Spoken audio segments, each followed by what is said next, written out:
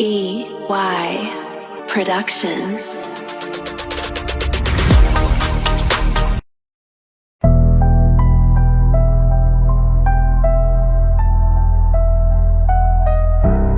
የድሮዋ የጥንቷ አዲስ አበባ ከ5 እና 6 ዓመት በፊት የነበረችው አዲስ አበባ አብዛኞቹ የመኖሪያ አካባቢዎቿ ከመሰረታዊ ከተሞች ማስተር ፕላን ንድፍ ውጪ ተነባብራና ተፋፍጋ የኖረች ናት።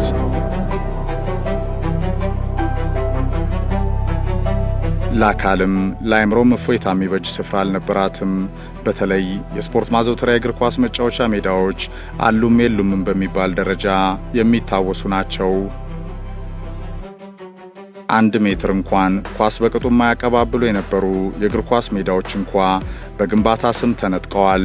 በመከራ የቀሩት ሜዳዎች ራሱ አይደለም በምቾት ሊያጫውቱ ራሳቸው ሜዳዎቹ የተጫዋቾቹ ተጋጣሚዎች ነበሩ።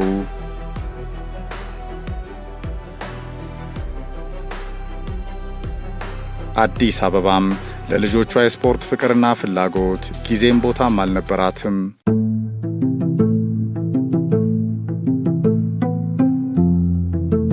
አዲስ አበባ ከእንቅልፏ እየነቃች ነው።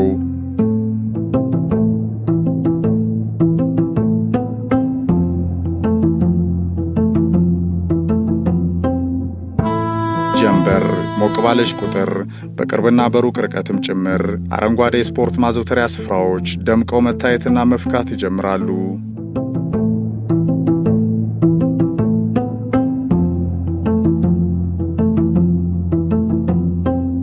ሰማዕት በሚያስብል ደረጃ በቆራጥ ውሳኔና ትጋት ከቆሸሸ ጥቁር ታሪኳ ታድሳ እንደ አዲስ አበባም ተወለደች። ብሩህ መንገዶች፣ ምቹ ዳርቻዎች፣ ንጹህ የማዘውተሪያና መሰብሰቢያ ስፍራዎች ዛሬንና መጪውን ትውልድ ዓላማ አድርገውም ተገነቡ።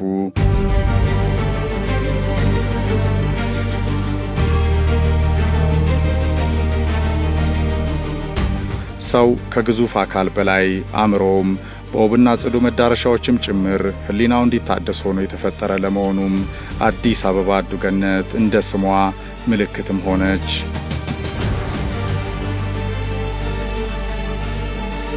ከዚህ ውበትና ጠንካራ ስራ ጀርባ የከተማዋ ከንቲባ ፕሮጀክትን በመከታተልና በማስፈጸም አቅም ባሳዩት ውጤት ሚዛናዊ አእምሮ ባለው ሰው ሁሉ ዘንድ እንዲደነቁ ይጋብዛል። እኔም በአዲስ አበባ ተስፋፍተው በብዛትና አይነት ጥራት በተገነቡትና አሁንም እየተገነቡ በሚገኙት የስፖርት ማዘውተሪያ ስፍራዎች በተለይም የእግር ኳስ መጫወቻ ሜዳዎች መስፋፋትን ተከትሎ ክብርት ከንቲባ አዳነች አቤቤን በአካል ማግኘት የማነጋገር እድሉ ነበረኝ።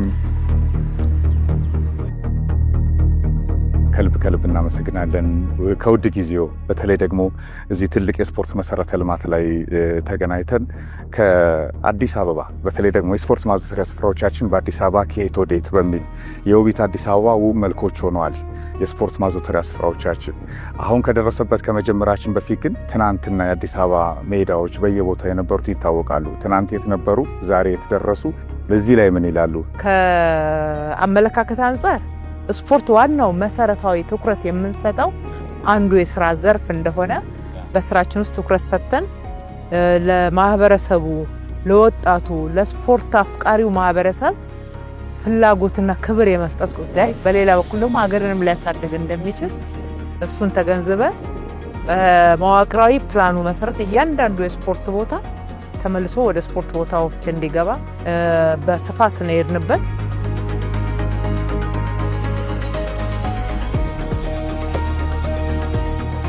ከማዕከል ጀምሮ ሜዳ ወደ የሰፈሩ ወጣቱ ወዳለበት የስፖርት ማህበረሰብ ወዳለበት እንዲጠጋና በእያንዳንዱ 100 ሜትር አካባቢ የስፖርት ሜዳ መኖር አለበት፣ የልጆች መጫወቻ መኖር አለበት ብለን ነው እየሰራን ያለነው። ቤለር ሜዳ በአዲስ አበባ የስፖርት ማዘውተሪያ መስፋፋት ታሪክ ምዕራፍ ውስጥ የአብዮቱ ማስጀመሪያ ፊሽካ የተነፋበት ነው። ክቡር ጠቅላይ ሚኒስትር ዶክተር አብይ አህመድ ደግሞ በዚህ ሁሉ የለውጥ ጉዞ ውስጥ ፋና ወጊ ነበሩ።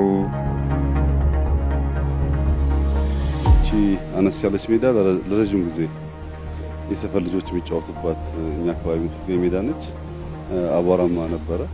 እንደምታዩት አሁን የተሻለ ገጽታ ይዟል። ነገር ግን መልእክቱ ከተማ በህንጻ ብቻ አይገነባም።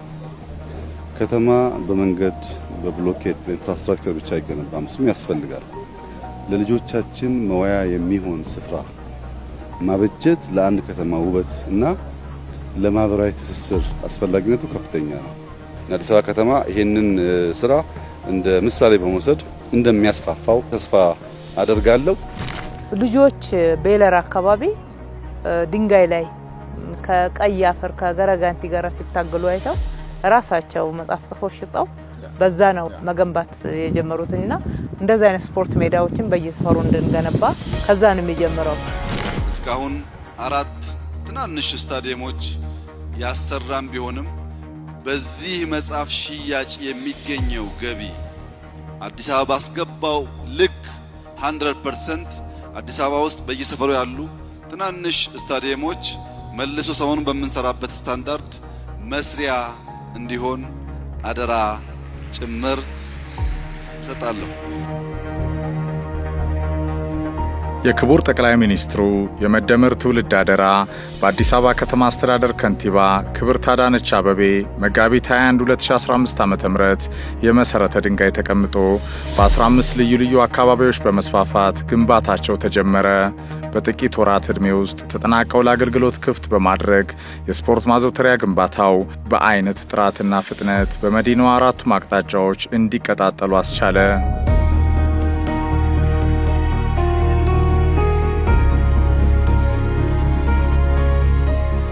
የክቡር ጠቅላይ ሚኒስትራችን ኢኒሺዬቲቭ እኛ ጋር ወደ 25 አካባቢ ተሰጥተው ነበር። እሱን ደብል አድርገን አማራጩን ሰፋ አድርገን ነው እየሰራን ነው።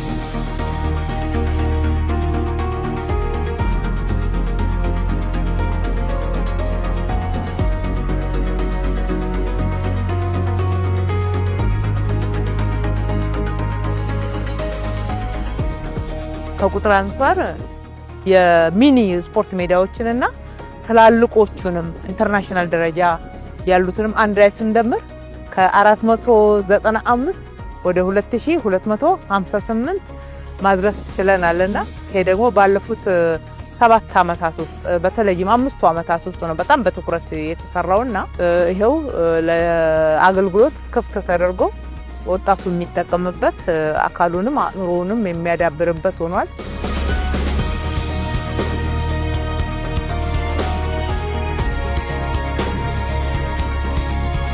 በዓለም አቀፍ ደረጃም ደግሞ የሚጠቀሱ የስፖርት ሜዳዎችና የስፖርት መሰረተ ልማቶች እንዲኖሩ እናድርገናል።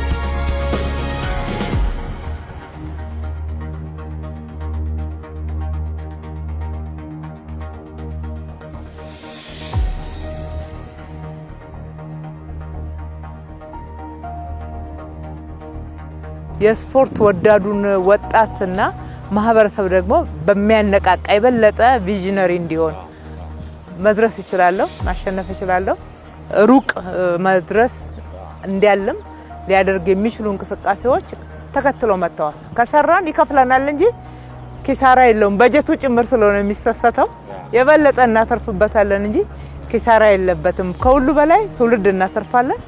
በሁለተኛ ደረጃ ገቢም እናገኝበታለን እንጂ ምንም እዚህ ላይ ኢንቨስት ያደረግነው ነገር የሚያጎደል ነገር የለውም፣ የሚያተርፍ እንጂ። ብዙዎች ለኢትዮጵያ ያላቸው ዴፊኒሽን ለኢትዮጵያ ያላቸው ትርጓሜ እኛ ካለን ጋር በጣም የተለያየ ነው። ብዙዎች የሚያወሩት ስለ መራባችን ነው፣ እኛ የምናወራው ስለ መበልጸጋችን ነው። ብዙዎች የሚያወሩት ስለ መደሄታችንና መሰደዳችን ነው፣ እኛ የምናወራው ብዙዎች መሳብ የሚያስችል አቅም ያላት ሀገር ነው ኢትዮጵያ። የማንኛው አሸንፎ እንደሚወጣ በጋራ እናያለን። ኢትዮጵያ ትበለጽጋለች፣ የኢትዮጵያ ሰላም ይረጋገጣል፣ የኢትዮጵያ ልጆች ይፈጥራሉ፣ በሳይንስ ይታነጻሉ።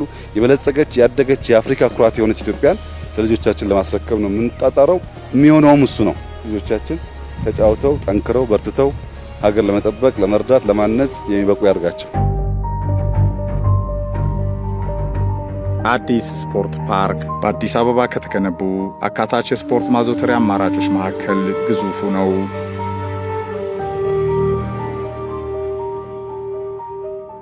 እዚህ አዲስ ስፖርት ፓርክ ካዛንቺስ ላይ እንገኛለን። የአዲስ አበባ ሜዳዎች ራሱ የተጫዋቾቹ ተጋጣሚ ነበሩ። ምቹ አይደሉም። ለኳስ አይመቹም፣ ለማቆም አይመቹም። አሁን በየሰፈሩ የተሰሩ ሜዳዎች በጣም ምቹ ናቸው። ይህንን መንግስት በፓሽን በተግባር አሳይቷል። ወትሮኔ ራሱ መንግስት ከስፖርት ኮሚትመንት የለውም በሚል ሬዲዮ ፕሮግራም ላይ አነሳ ነበር በስፋት። አሁን ያም በተግባር ተቀይሮ አይቷልና የታሪክ ምስክርነቱ ነው። ለትውልድ ትልቅ ከፍታ ነውና እንደው ከግራውንዱ መጀመሩ የተፈለገበት ምክንያት ከፕራይም ሚኒስትሩ ኢኒሺዬቲቭ ተነስቶ የነገ ሀገር ኮከቦችን ለመፍጠር አሁን በተግባር የታዩ የስፖርት ማዘውተሪያ ስፍራዎች በየሰፈሩ አሉ፣ በዳታ በቁጥር አሉ። እንደዚህ አይነት ኦሎምፒክ ሳይዝ የስፖርት ትልልቅ መሰረተ ልማቶችንም እያየን ነው ከመዋኛው ገንዳ አንስቶና እዚህ ላይ እንደው ያለው ሐሳብ እንግዲህ ከምንሰራቸው የስፖርት መሰረተ ልማቶች ጥራት ከተነሳ እንደዚህ አይነት ራኒንግ ትራክ የምናየው ውጪ ነበር። የዛሬ 3 አመት እንኳን ሄደን ኪጋሊ ከክቡር ጠቅላይ ሚኒስትራችን ጋራ ስናየው ለሀገራችን ከዚህ በላይ ይገባታል ብለን የመጣነው ከዛ በላይ ነው ያደረግነው። ይሄ እዚያ ያለ አራዳ ፓርክ ላይ ያለ አጠቃላይ ወንዞች ዳርቻዎቻችን ላይ እናገኛለን።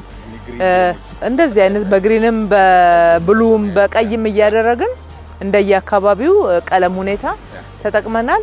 የስፖርት ሜዳዎቹም ጥራታቸውን የጠበቁ ወይ አርቲፊሻል ተፍ ያላቸው እሱም ከሌላቸው ደግሞ በሳርም ከሆነ ደረጃውን የጠበቀ ደቃቁ አሸዋ ከስር ገብቶ እንዲሰሩ እየተደረጉ ልጆቹን እንዳይጎዳቸው ልጆቹ ትግላቸው መሆን ያለበት ከስፖርታዊ እንቅስቃሴ ጋራ ነው እንጂ ከስፖርት ሜዳው ጋራ ከመሰረተ ልማቱ ጋራ መሆን ስለሌለበት ነው።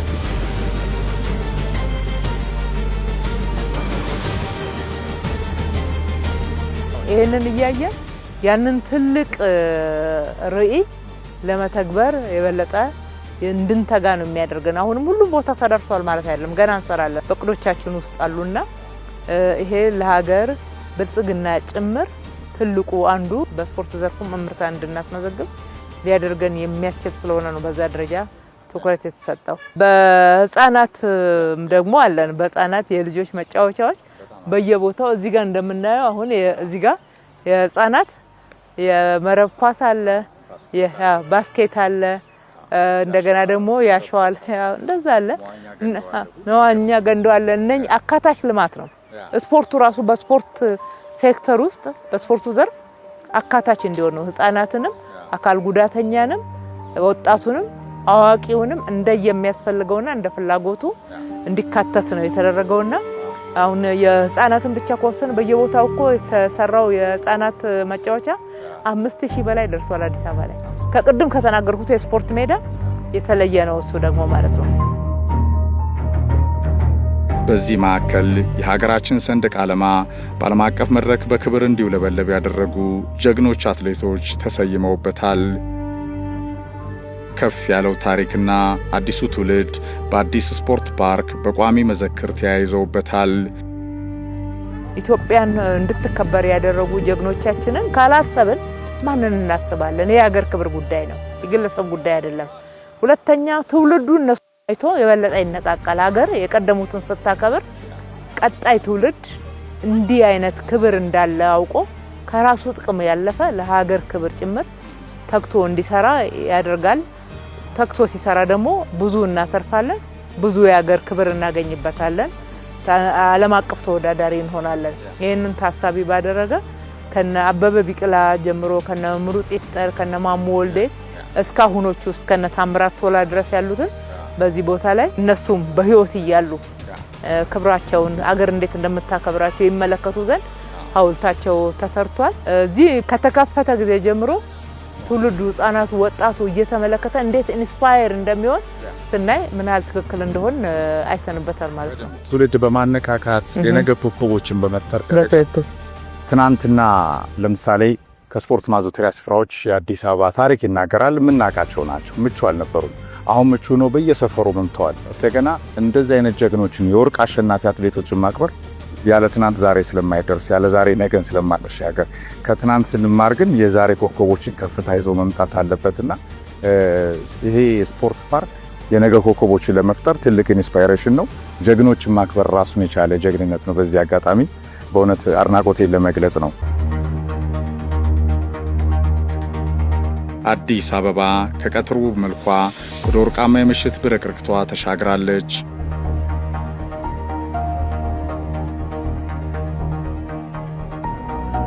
በዓለም አደባባይ በብሩህ የሌት ተቀን ድምቀቷ ስንቱን እጅ ባፍ ወዳስጫነ ተደንቋም ተቀይራለች። ከዚህ ውብ ወርቃማ ምሽት ድምቀት በታች በአዲስ አበባ እግር ኳስ ሜዳዎች አዲስ ባህል መጥቷል። በብዙ ሜዳዎች እስከ ሌሊት አጋማሽ ሰዓት ድረስ የእግር ኳስ ጨዋታ ይደረግባቸዋል።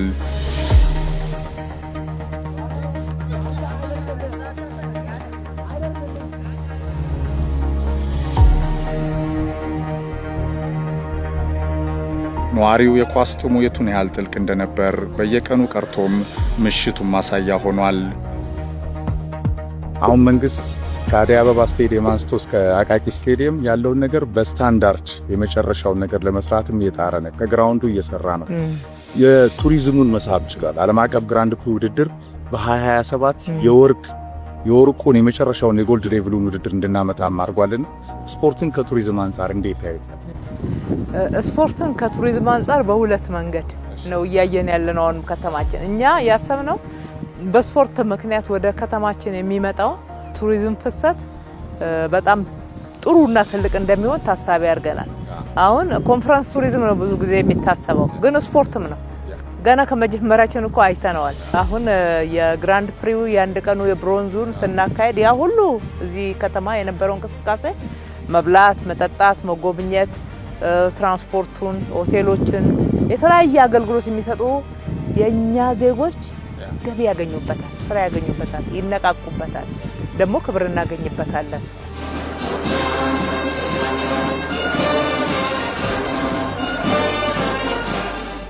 እንኳን ደስ ያላችሁ። ይሄ ለሀገራችን ለኢትዮጵያ ለከተማችን አዲስ አበባ በታሪካችን የመጀመሪያው ነውና በድጋሚ እንኳን ደስ ያለን፣ እንኳን ደስ ያላችሁ። ውድድሩ የተለያዩ ሀገር ዜጎችን በአንድነት መንፈስ እዚህ በመዲናችን አዲስ አበባ አሰባስቧል። ይህ በታሪካችን ለመጀመሪያ ጊዜ የሚካሄደው ዓለም አቀፍ ውድድር በመዲናችን አዲስ አበባ በሀገራችን ኢትዮጵያ መካሄዱ አዲስ አበባን ለዜጎቿ በተለይም ለነዋሪዎቿ ምቹና ሳቢ ከማድረግ ባለፈ የዓለም የስበት ማዕከል እየሆን መምጣታችንን ይመሰክራል። አሁን ወዲያውኑ እሱን በመስራታችን ነቅሮ በማስተናገዳችን እዛው የወርቅ ደረጃ ደግሞ ተወሰነልን። ለሚቀጥለው የወርቁን ለማስተናገድ እንዘጋጃለን።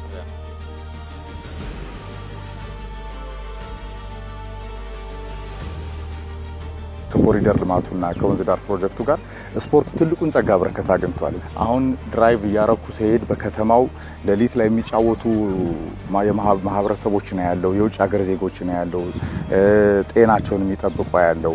ከዛ ባሻገር ደግሞ ምቹ መሆኑ ለወጣቶችም ትልቅ እድል ፈጥሯል። እዚህ ላይ ምን ይላሉ? ህፃናት ላይ ወጣቶች ላይ ትልቅ ስራ እየሰራ ይገኛል። ይሄ መሰረተ ልማቱ እነዚህ ሁሉ ሜዳዎች እኮ በመንግስት በጀት ብቻ አልሰራንም።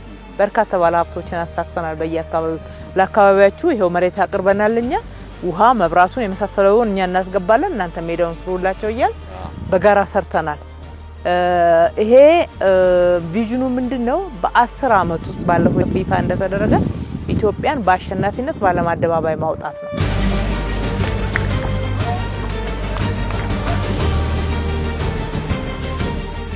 እነኚህ ከስር የምንፈጥራቸውና የምንገነባቸው ወጣቶች፣ ቲኔጀሮች፣ ህፃናት ነገ ኢትዮጵያን በዓለም አደባባይ በተለይ ዛሬ በምንጠማው ውጤት በእግር ኳስ በጣም በክብር እንደሚያቆሙን፣ አሸናፊ እንደሚያደርጉን ታሳቢ ያደረገ ነው። ያ ኢኒሼቲቭ ራሱን ችሎ ወጣቶች ተመልምለው እያሳደግነን ያለ ነው፣ እያሰለጠነን ያለ ነው።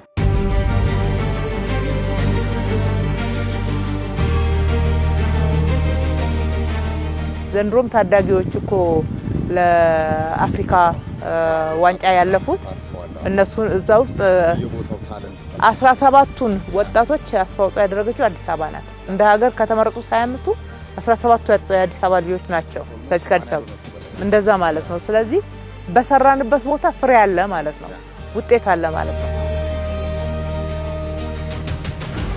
ከአሰራር መዘመን አንጻር ያሉ ነገሮችን በተለይ ለማህበረሰቡ በጣም ተደራሽ ናቸውና እዛ ላይ ምን እየተከናወነ ይገኛል? በየቦታው አሁን ህፃናት መጫወቻ አግኝተዋል። ነዋሪዎች በደንብ ወክ የሚያደርጉበት አግኝተዋል። ዊኬንድ ሲመጣ ሰው በጣም እየተንቀሳቀሰ ይገኛል። በተለይ ደግሞ ማዘውተሪያ ስፍራዎቹን በደንብ ለማህበረሰቡ ተደራሽ ለማድረግ ምን እየተሰራ ነው? አሰራርም በተመለከተ በካቢኔያችን አጽድቀን ደንብ አውጥተን ግልጽ የሆነ አሰራር ወደ ታች አውርደናል። በየደረጃው ያለው የሚያስተዳድረው የኛ መዋቅር ግልጽ እንዲሆን አድርገናል። በወጣቶችና ስፖርት የወረዳ ጽሕፈት ቤቶቻችን አማካኝነት ሱፐርቫይዝ ይደረጋሉ። ነገር ግን የየዕለት ክንውኑን ለማስተዳደርና ለመጠቀም የጤና ክለቦች የተለያዩ በየቦታው የተደራጁ ክለቦች አሉ። በተናጠል ካየነው ለአጠቃቀምም አይመችም። ያው በቡድን ስለሆነ በባህሪውም ጨዋታው ለየክለቦቹ ሰጥተን ክለቦቹ እንዲያስተዳድሩት ክለቦቹ ደግሞ እኛ ባወጣነው ህግ አግባብ ለሁሉም ተደራሽ እንዲሆን እያስተዳድሩት እንደሆነ ለማረጋገጥ የሚያስችል ስራዎችን እየሰራን ነው የምንሄደው። አንዳንድ እንደዚህ አይነት ደግሞ ዓለም አቀፍ ባህሪና የዓለም አቀፍ አገልግሎትን ለመስጠት ታሳቢ የተደረጉት ፕሮፌሽናሎች እንዲያስተዳድሯቸው ነው ያደረግነው። አውትሶርስ አድርገን ማለት ነው። ለብዙዎችም ተደራሽን እንዲሆን ረጅም ጊዜም እንዲያገለግል ለማድረግ ባለሙያዎቹ መጠነኛ ገቢ ያገኙበት ለራሳቸውም ወጪ መሸፈን የሚችል ይህንንም መጠገንና መንከባከብ የሚያስችል ገቢን እንዲያገኙበት ተደርጎ ነገር ግን ደግሞ እነኚህ ገቢዎች በጣም አነስተኛ እንዲሆኑ አፎርደብል ዝቅተኛ ገቢ ያለው ጭምር መክፈል የሚችለው ወጪ እንዲሆን አድርገን የስፖርት ዘመናዊ መሰረተ ልማቶች በከተሞች መዘመን ውስጥ ታላቅ የቱሪዝም ጸጋ በረከት መሆኑ እያወቅነው ጠፍቶብንም ኖሯል። በዘመን ሂደቶች ሁሉ መንግስት የስፖርቱ ፋይናንስ ዋና የጀርባ አጥንት ሆኖ እንደ ትርፍ ጊዜ የሚመለከተው ያለ ፓሽን እውቀት የሚያስኬደው ዘርፍ ነበር። ይህ ወትሮ ቅንጦት ይመስለን የነበረው የስፖርታችን ቅኝትን ወደ ከፍታው ለማምጣት ከፋውንዴሽኑ የተጀመረ የትውልድ ተደናቂው አሻራ ነው።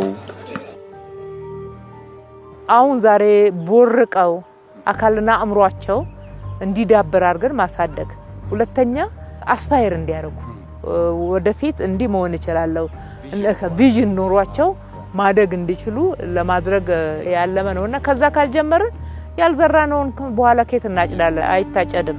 ዛሬ ነው መልካም ፍሬ እንዲያፈሩ መልካም ዘር መዝራት የሚጠበቅብን። እንደዛ ነው ተያይዞ ምናልባት ትልልቆቹ ፕሮጀክቶች አደይ አበባ፣ አቃቂ ቃሊቲ ላይ ጃይንት የሆኑት የስፖርት መሰረተ ልማቶችም እያየን ነው። እነዚህ ደግሞ የአፍሪካ ዋንጫው ምኑን ለመመለስ ያስችለናል። ቅድም ስለ ግራንድ ፕሪው ስኬት አውርተናልና እሱ ላይ ያለው እንቅስቃሴስ እንዴት ነው? እንግዲህ 2029 እንደ ፈጣሪ ፍቃድ የአፍሪካ ዋንጫ ለማስተናገድ ዝግጅት እያደረግን ነው።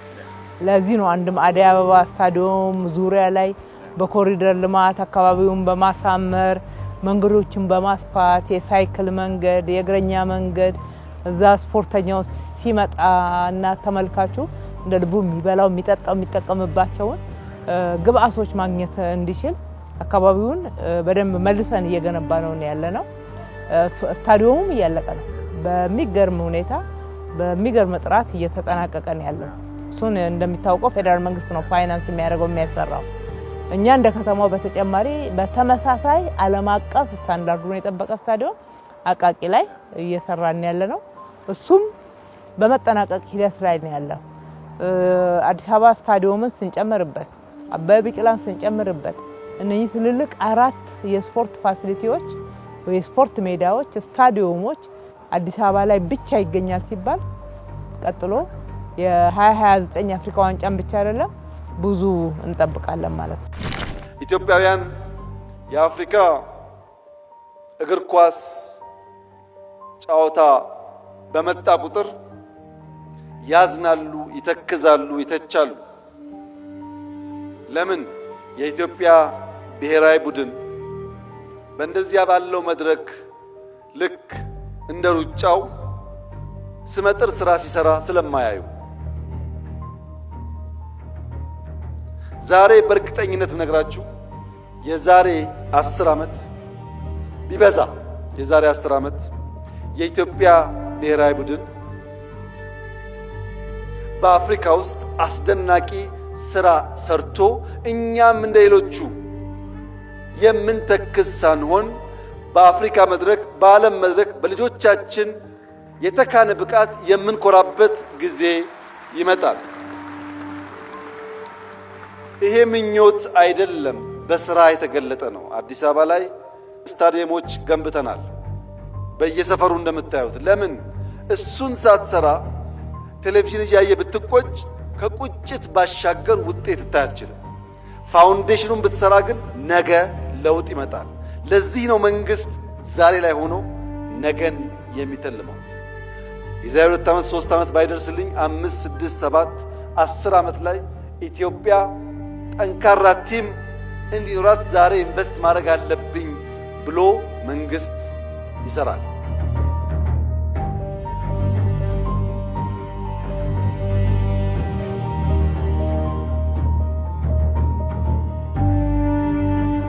ስፖርት የሁሉም ነው። ክብርት ከንቲባ በሀገር አንድነት ላይ የሚፈጥረው ትልቅ ሮል አለና እዚህ ላይ እንደው ምን ይላሉ?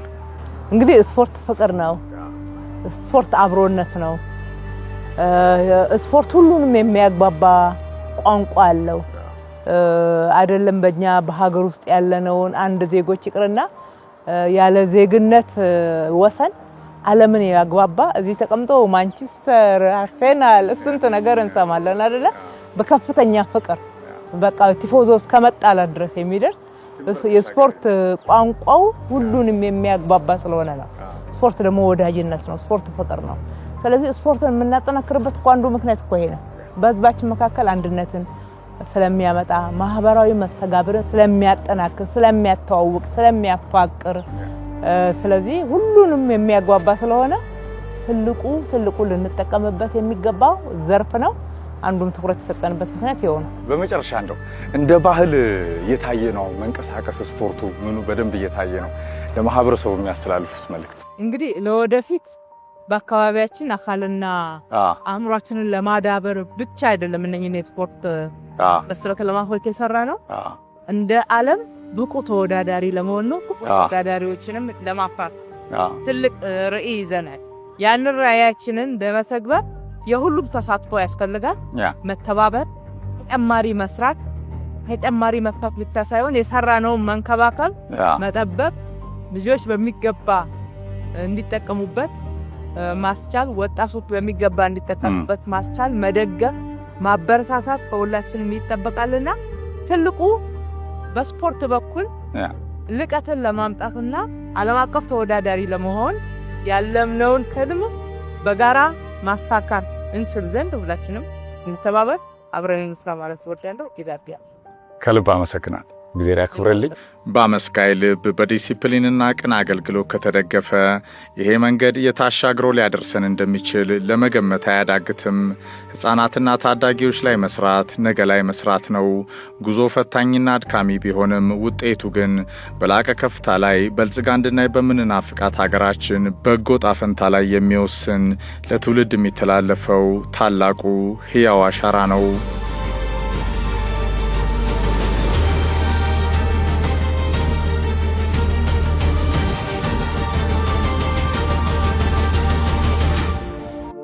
EY Production.